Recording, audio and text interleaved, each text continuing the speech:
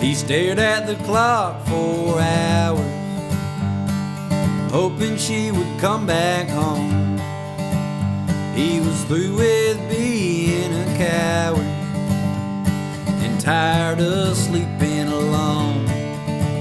So he walked into their bedroom, pulled the picture frames off of the wall, grabbed her clothes and her jewelry and everything else he saw. He dumped it out in the front yard, poured some gasoline on, gave her one last chance and he called her, but she didn't even pick up the phone. So he struck a match and he dropped it, sat back and he watched the flames. Now nothing but the ashes remain. He dropped his cell phone into that fire, smiled as he watched it melt. The smell of his shackles burning was the sweetest he'd ever smelled. He took one look behind him at a house he used to call home, walked inside for one last goodbye. All he felt was a heart of stone.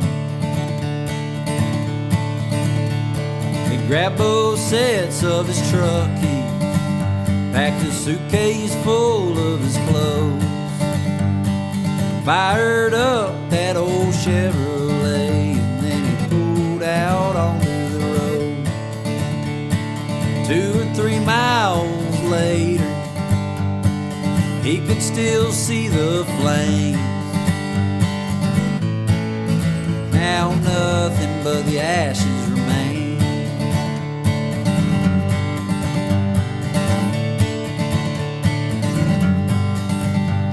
He drove until he reached the ocean, where no one would know his face.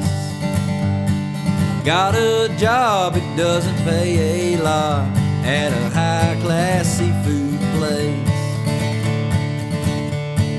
There's priority is making sure orders come out right. Every now and then he's reminded of what he did that night. Last week he waited on a couple who said they were from his hometown.